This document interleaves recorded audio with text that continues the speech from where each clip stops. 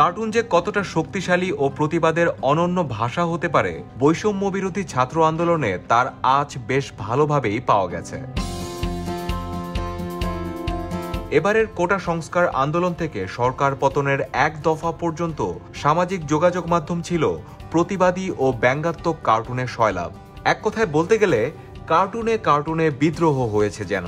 Cartoon নিয়ে Bangladesh cartoonist association Drik ও ইয়ার্কির সহযোগিতায় রাজধানীর দ্রিক গ্যালারিতে চলছে কার্টুনে বিদ্রোহ নামে ব্যতিক্রমী এক প্রদর্শনী।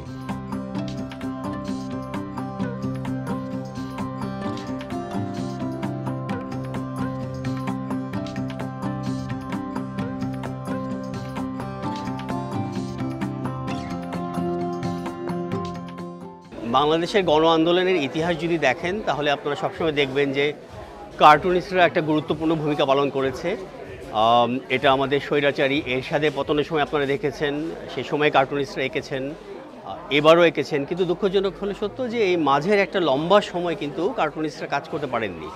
তাদের আঁকার ক্ষেত্রে বাধা দেওয়া হয়েছে, তাদের মত প্রকাশে বাধা দেওয়া হয়েছে, এবং এটা শুধু কার্টুন না, অন্যান্য ক্ষেত্রেও তাই হয়েছিল। এবার এই ছাত্র জনতার আন্দোলনে আমরা দেখেছি যে তরুণ কার্টুনিস্টরা এগিয়ে এসছেন। তারা এই ভয় ভীতিকে উপেক্ষা করে একটা লম্বা সময় ধরে কিন্তু তারা এঁকেছেন। এই গত এক মাসে যে পরিমাণ কার্টুন এঁকেছেন তার মধ্য দিয়ে জনগণের সাথে সংহতি প্রকাশ করেছে, জনগণ তাদের কার্টুনকে শেয়ার করে সংহতি প্রকাশ করেছে, এবং এক অর্থে আন্দোলনের টুল হিসেবে ব্যবহার হয়েছে কার্টুনগুলো।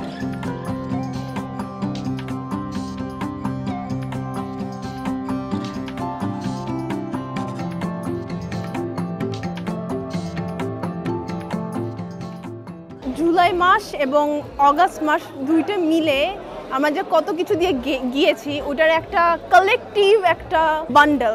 সো এখানে এসে আমরা যা যা করেছি, এক্সপিরিয়েন্স করেছি রাস্তায় এবং বাসায় মিলে, এখানে এসে সব একদম একটা পজিটিভ আউটলুক দেখে আমরা এখানে এক্সপিরিয়েন্স করছি। আমরা আন্দোলনটা রাজপথে যেরকমভাবে হয়েছে, সাইবার স্পেসেও তো সমান তালে গিয়েছে, এবং আন্তর্জাতিক পরিমণ্ডলে আমাদের আন্দোলন নিয়ে যে পৌঁছে যাওয়াটা এটাও হয়েছে। আর আমরা হয়তো ইতিহাসে ফরাসি বিপ্লব, রুশ বিপ্লবের কথা জানি, ফরাসি বিপ্লব শুধু বইয়ে পড়েছি, রুশ বিপ্লবের হয়তো দুই একটা ছবি দেখেছি, কিন্তু এই ছবিগুলো, এই গ্রাফিটিগুলো, এই স্লোগানগুলো আমাদের সামনে ভবিষ্যতে ইতিহাসের পাতায় ডকুমেন্ট হিসেবে থাকবে। এটা খুবই প্রয়োজনীয় ছিল।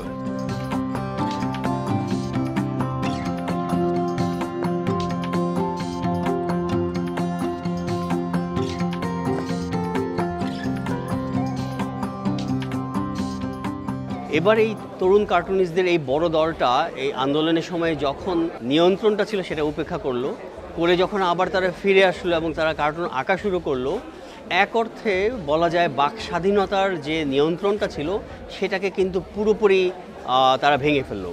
এবং তার ফলাফল হলো আজকে আমরা দেখতে পাচ্ছি গত 15 বছরে যে কার্টুন আঁকা হয়নি, আজকে গত এক মাসে তার চেয়ে অনেক বেশি কার্টুন আঁকা হয়েছে। শুক্রবার বিকেলে এই প্রদর্শনীর উদ্বোধন করেন বৈষম্য বিরোধী ছাত্র আন্দোলনের সমন্বয়ক উমামা ফাতেমা। 82 জন কার্টুনিস্টের আঁকা প্রায় 175টি কার্টুনের এই প্রদর্শনী 23 অগস্ট পর্যন্ত প্রতিদিন চলবে, বিকাল 3টা থেকে রাত 8টা পর্যন্ত।